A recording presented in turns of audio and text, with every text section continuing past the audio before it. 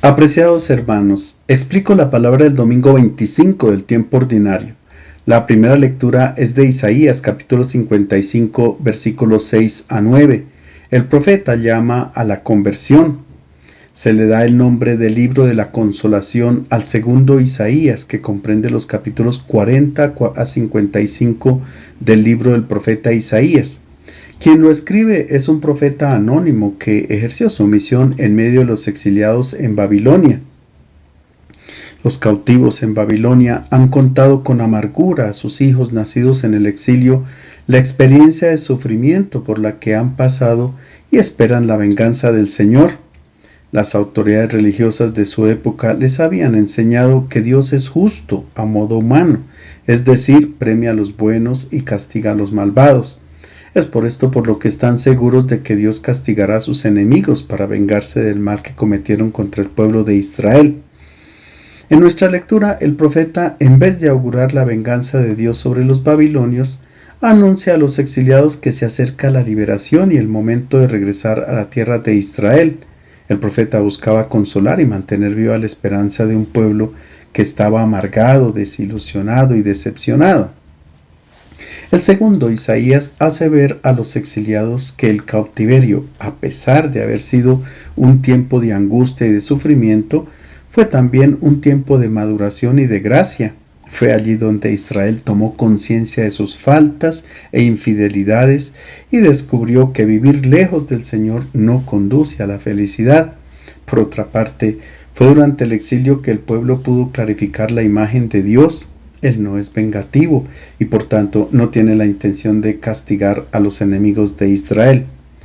Por otra parte, el profeta hace entender a los exiliados que su regreso a la tierra de Israel no es meramente un movimiento físico, sino que metafóricamente es un movimiento de conversión, porque es dejar la tierra de la esclavitud para entrar en la tierra de la libertad.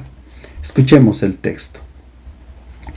Busquen al Señor mientras se deje encontrar, llámenlo mientras esté cerca, que el malvado abandone su camino y el criminal sus planes, que regrese al Señor y Él tendrá piedad, a nuestro Dios que es rico en perdón. Mis planes no son sus planes, sus caminos no son mis caminos, oráculo del Señor. Como el cielo está por encima de la tierra, mis caminos están por encima de los suyos, y mis planes de sus planes. El profeta dice a sus compañeros de cautiverio que tendrán que recomenzar una nueva vida, pero con la experiencia del exilio en su mente. Por tanto, tendrán que buscar continuamente al Señor, invocarlo y cultivar lazos de comunión con Él. Aquí el autor utiliza el verbo hebreo chup, que significa regresar, y por esto se ha convertido en metáfora de la conversión. Israel es invitado a retornar a su tierra, pero a la vez a volver al Señor. Por tanto, es un llamado a la techubá, es decir, a la conversión. Y la conversión que pide el profeta es la corrección de la imagen de Dios, concebido de un modo demasiado racional, demasiado a medida del hombre. Es que a Dios no se le puede reducir a esquemas humanos porque sus pensamientos no son como nuestros pensamientos, sus caminos son diferentes a los nuestros. Por consiguiente, la conversión consiste en prescindir de nuestros prejuicios y autosuficiencia para confiar en Dios y en la bondad de sus caminos a través de los cuales Él conduce la historia. Al pueblo de Dios se le pide que no piense ni actúe como el malvado o como el criminal, sino que mire hacia el cielo y contemple los horizontes de Dios, que confíe en Él. Solo así el pueblo podrá encontrar la felicidad y será testigo del amor de Dios ante todas las naciones de la tierra. La segunda lectura es de Filipenses capítulo 1 versículos 20 a 27. Es el dilema de Pablo si continuar con vida para seguir predicando el Evangelio o de si morir para poder estar con Cristo. Filipos es una ciudad ubicada al norte de Grecia y fue la primera ciudad de Europa en ser evangelizada por el apóstol. Era una ciudad económicamente próspera dentro del Imperio Romano. En su mayoría era habitada por veteranos del ejército de Roma. Allí Pablo con Silas y Timoteo, a pesar de que permanecieron pocos días, fundaron la comunidad cristiana en el verano del año 49. Esta comunidad estaba animada por Lidia, que se había convertido y se había hecho bautizar junto con su familia. Pablo escribe esta carta desde Éfeso, cuando estaba encarcelado allí. La comunidad de Filipos creció rápidamente y era muy generosa y comprometida con la misión del apóstol. Los filipenses habían aportado para su sostenimiento y a su vez hacían colectas para ayudar a la comunidad de Jerusalén, que por aquella época estaba pasando grandes necesidades. Más adelante en la carta, Pablo recuerda a los filipenses que cuando él estaba en Tesalónica 2 veces le enviaron medios para ayudarle en sus necesidades. Pablo en su carta expresa un grande afecto por los miembros de esta comunidad y les agradece sus preocupaciones, su solicitud y su amor. Les envía noticias suyas y los exhorta a la fidelidad al Evangelio. El apóstol es consciente de que su vida corre peligro, pero se siente sereno y confiado porque lo único que le interesa es Cristo y su Evangelio. Estoy completamente seguro de que ahora, como siempre, viva o muera, Cristo será engrandecido en mi persona. Porque para mí la vida es Cristo y morir una ganancia. Pero si mi vida corporal va a producir fruto, no sé qué escoger. Me encuentro en este dilema. Mi deseo es morir para estar con Cristo, y eso es mucho mejor. Pero para ustedes es más necesario que siga viviendo. Ahora bien, estoy convencido de que me quedaré y seguiré con ustedes para que progresen y se alegren en la fe. Y así mi vuelta y mi presencia entre ustedes les será un nuevo motivo de satisfacción en Cristo Jesús. Una cosa importa, que su conducta sea digna de la buena noticia de Cristo. Durante muchos años, Pablo ha trabajado por la causa del Evangelio, ha soportado sufrimientos y superado contrariedades. En Éfeso, en la cárcel, comienza a sentir la fatiga y el peso de los años y siempre con más frecuencia piensa en el fin de su vida. Pero él tiene claro que la razón de ser y de vivir es Cristo. En este sentido, la muerte sería bienvenida, pero no como una liberación de sus sufrimientos y dificultades, sino como el camino directo para el encuentro definitivo con el Señor. Es por esto por lo que afirma: para mí la vida es Cristo y morir una ganancia. Sin embargo, el apóstol está dispuesto a hacer la voluntad de Dios. Si él quiere que continúe vivo, será para el bien de las comunidades cristianas y para que continúe siendo testigo de Cristo y de su Evangelio. Pablo está dispuesto a todo porque lo que realmente cuenta para él es Cristo. El Evangelio es de San Mateo capítulo 20 versículos 1 a 16. La parábola del propietario de una viña que a lo largo del día contrata trabajadores. Dentro de la narración del Evangelio de Mateo, en el capítulo que precede a nuestro texto, se habla de las riquezas. Encontramos la parábola del rico que pregunta a Jesús qué debo hacer para heredar la vida eterna. Jesús le pide que guarde todos los mandamientos y él responde que así lo ha hecho. Luego el maestro le pide que si quiere lograr la perfección tendría que vender todo lo que tiene y entregar el dinero a los pobres. Pero ante esta petición el rico se marchó entristecido porque tenía muchos bienes. A partir de este episodio, Jesús enseña a los discípulos que las riquezas se convierten en un obstáculo para entrar en el reino de los cielos. Ellos se asombran y preguntan: ¿entonces quién puede salvarse? Jesús responde: para los hombres eso es imposible, pero para Dios todo es posible. A este punto es cuando Pedro interviene diciendo que ellos lo han dejado todo para seguir a Jesús, por consiguiente, ¿qué recompensa les espera? El maestro les responde: la recompensa será que ellos recibirán en esta vida el 100 por 1, pero sobre todo heredarán la vida eterna. Pedro estaba interesado en el salario que recibiría para seguir al maestro. La recompensa por un trabajo es importante, de ella depende si lo aceptamos o no. El salario dependerá también de la fatiga y de los recursos que necesitamos para llevarlo a cabo. Sin embargo, parece que Dios no piensa de la misma manera que nosotros. Para Él la salvación siempre será posible porque paga con una lógica diferente a la del hombre. Es por esto por lo que Jesús afirma: muchos primeros serán últimos y muchos últimos serán primeros. Y para explicar esta sentencia, el maestro propone a sus discípulos esta parábola. Veamos cómo inicia. El reino de los cielos se parece a un propietario que salió a la madrugada a contratar trabajadores para su viña. Cerró trato con ellos en 1 denario al día y los envió a su viña. El contexto de la parábola es el de la vendimia, cuando se recoge la uva para elaborar el vino. Este proceso tiene unas lógicas propias con el fin de que se obtenga un vino de alta calidad. Cuando la uva está madura, se recoge y se procesa con rapidez. Hay que recogerla en un día exacto, de acuerdo con las fases de la luna, si se quiere obtener un determinado tipo de vino. El propietario de la viña está nervioso porque si las condiciones climáticas no favorecen para recoger la uva, el vino no será de buena calidad. Las primeras lluvias en Israel caen al final de septiembre. Y si no se recoge la uva madura, el vino pierde calidad. Es por esto por lo que el propietario sale muy temprano, porque su viña es muy grande y tiene necesidad de los trabajadores. La jornada laboral es de 12 horas con el fin de recoger toda la uva.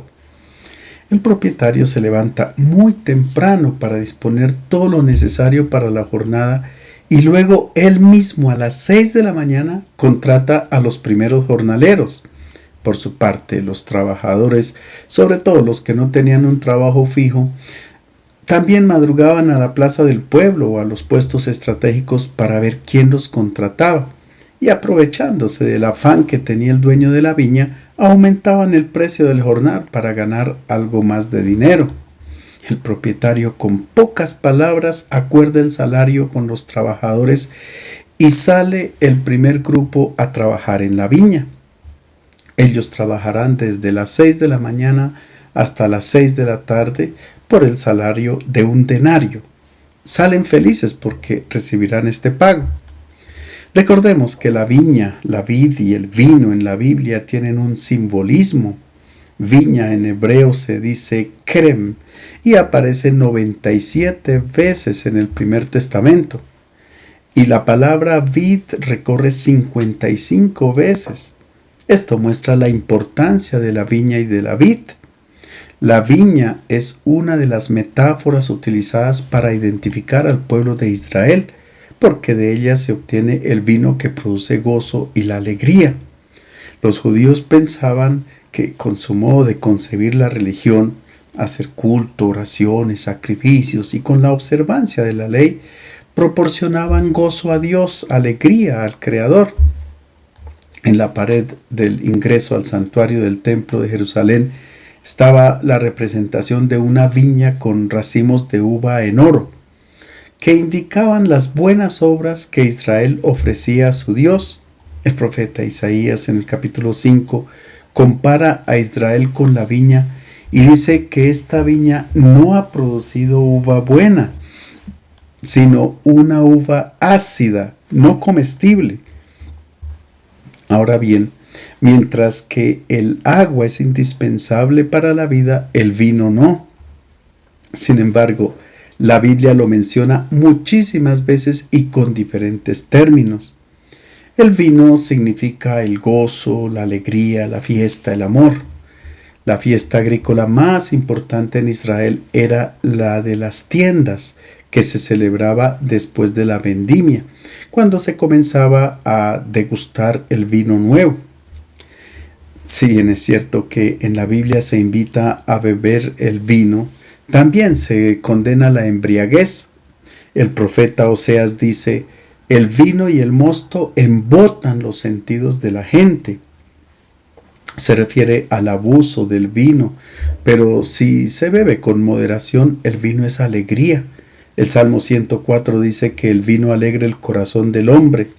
El libro del Eclesiástico afirma: el vino es vida para el hombre, si lo bebe con moderación. ¿Qué vida es esa donde falta el vino? Desde el principio fue creado para dar alegría. Nosotros identificamos al propietario de la viña con Dios. Él está preocupado por conseguir trabajadores para su viña. Y la viña que Dios quiere que produzca buenos frutos, buena uva, buen vino y por consiguiente alegría es el reino de Dios. Es la humanidad nueva que Él quiere que se construya aquí y ahora en este mundo. Trabajar en la viña del Señor es colaborar en todo momento y en todo lugar para que el ser humano viva con gozo, con alegría, es decir, que cada uno viva feliz. El Evangelio no es tristeza, sino gozo y esperanza, porque es una buena noticia. Es por esto por lo que Dios tiene urgencia de que se trabaje inmediatamente. Identificamos a los jornaleros que trabajan en la viña del Señor desde muy temprano con los cristianos que desde la infancia entran a servir en el reino de Dios. Ellos crecen trabajando con fuerza y constancia en la construcción del reino. Se dedican al servicio pastoral, en la catequesis, practicando la caridad, colaborando en la liturgia, etc. Ellos esperan como recompensa lo que Jesús prometió a Pedro, el 100 por 1, una vida exitosa y desde luego la vida eterna. Ahora Jesús continúa la parábola con la contratación de otros 4 grupos de trabajadores. Volvió a salir a media mañana, vio en la plaza a otros que no tenían trabajo y les dijo: vayan también ustedes a mi viña y les pagaré lo debido. Ellos se fueron. Volvió a salir el dueño de la viña a mediodía y a media tarde e hizo lo mismo. Al caer de la tarde salió, encontró otros que no tenían trabajo y les dijo: ¿qué hacen aquí ociosos todo el día sin trabajar? Le contestan: nadie nos ha contratado. Y él les dice: vayan también ustedes a mi viña. Jesús tiene afán y está preocupado porque a toda hora lleguen obreros para que trabajen en la construcción del reino de Dios. Recordemos que en el Evangelio de Lucas, cuando Él envía a los discípulos en misión, les dice: no saluden a nadie por el camino. Como los saludos en el Medio Oriente eran unas conversaciones largas, Jesús quiere que ellos no pierdan tiempo ni se retrasen en la predicación del Evangelio. No se puede perder tiempo porque el reino de Dios, es decir, la nueva comunidad que actúa con la lógica del amor, se debe construir inmediatamente en el mundo. En el capítulo 19 de Lucas, Jesús dice a Zaqueo: date prisa, baja inmediatamente. Es decir, no pierdas tiempo porque debes entrar rápido en la fiesta del reino de Dios. Los 4 grupos de trabajadores que llegan más tarde a la viña hacen referencia a quienes aceptan entrar en la construcción del reino en distintos momentos de sus vidas. Algunos en la adolescencia, otros en la juventud, otros en la edad adulta y, por qué no, otros en su ancianidad. El dueño de la viña, que es Dios, acoge a todos los trabajadores sin ningún problema. Es suficiente con que hayan hecho alguna cosa en la construcción del reino. Para él así está bien.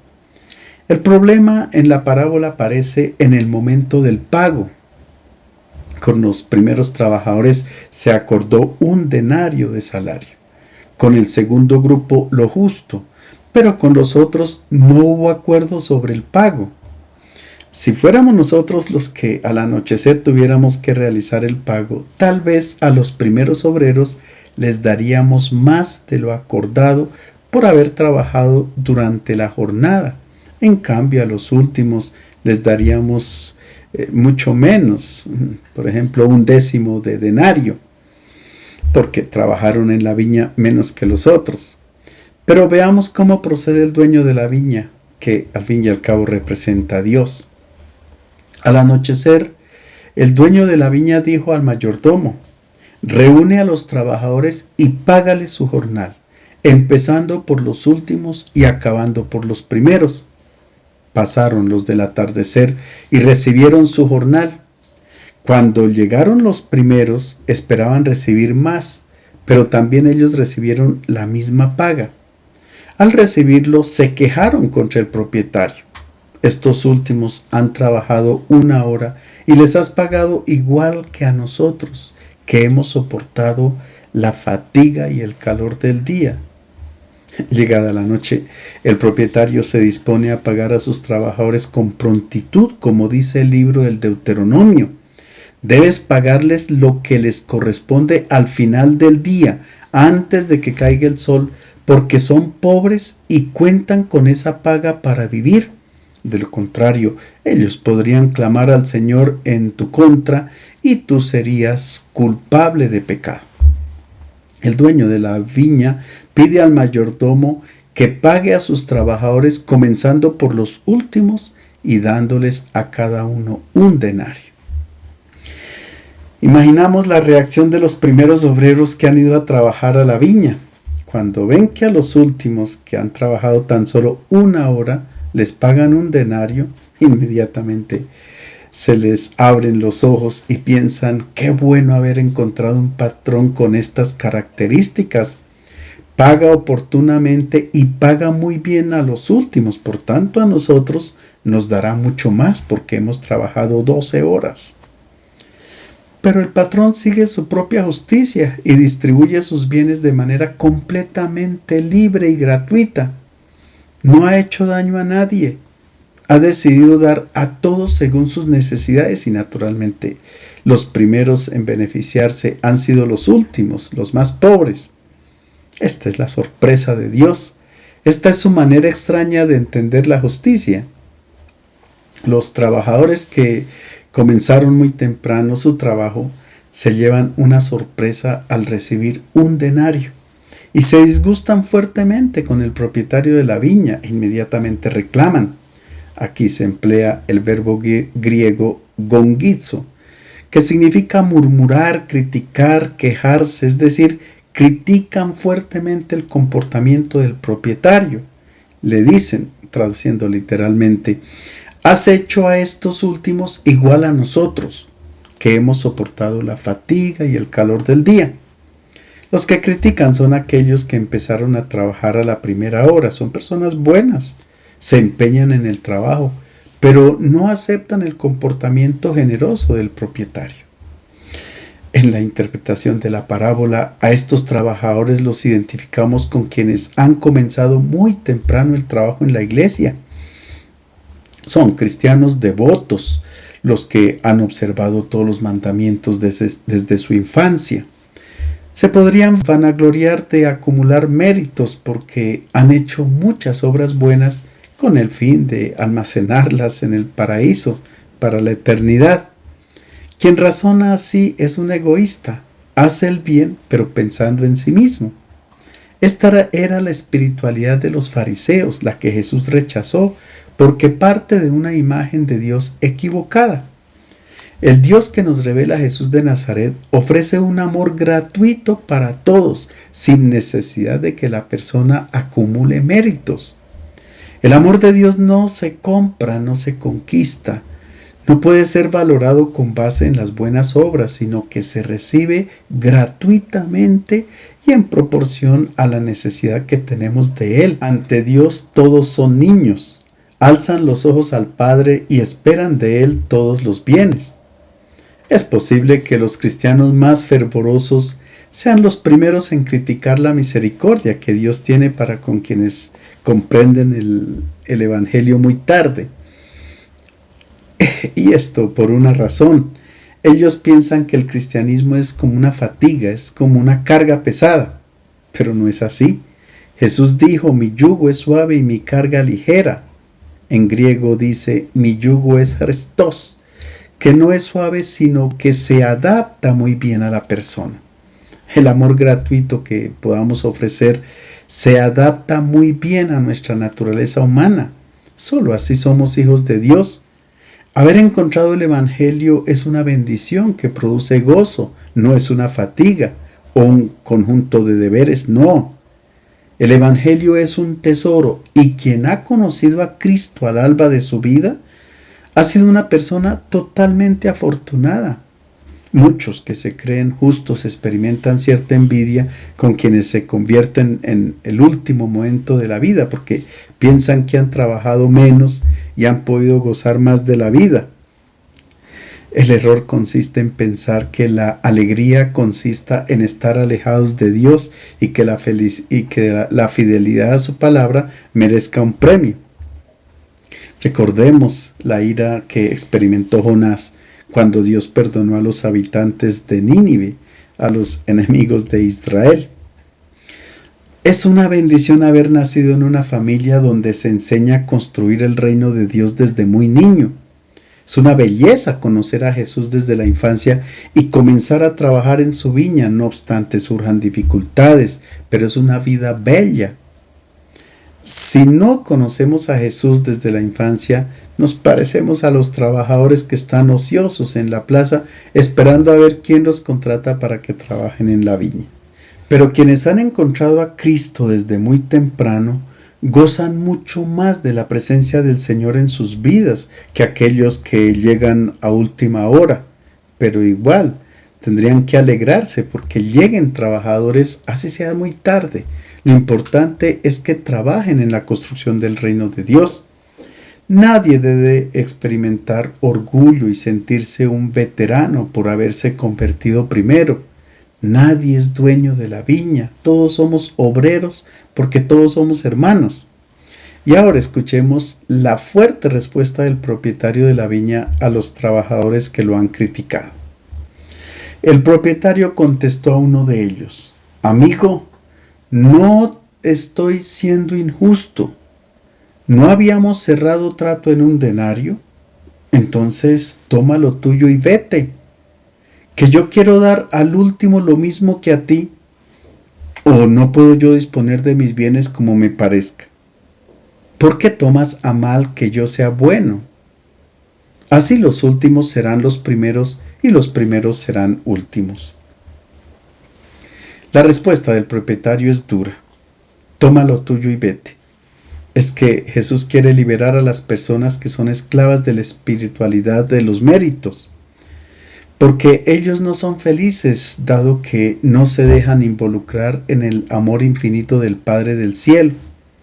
Se encierran en sus egoísmos, incluso haciendo el bien. Tienen un corazón que es incapaz de alegrarse cuando hacen el bien. Es que quien ama no pretende nada, no espera otra cosa que ver a la persona amada sonriente y feliz. Y la traducción correcta del reclamo que hace el propietario es: ¿acaso tu ojo es malo porque yo soy bueno? El ojo malo es una expresión hebrea que utiliza Jesús y quiere decir que la persona tiene un ojo malvado, como enfermo, incapaz de reconocer la bondad de Dios. Dios es bueno porque su amor es gratuito, por tanto, no es raro que los últimos sean los primeros y los primeros sean los últimos. Y el que quiera ser hijo de Dios tendrá que reconocer su bondad, ser feliz y alegrarse con quien ha entrado tarde en el reino de Dios para trabajar porque ha entendido tarde el Evangelio. Les deseo un feliz domingo.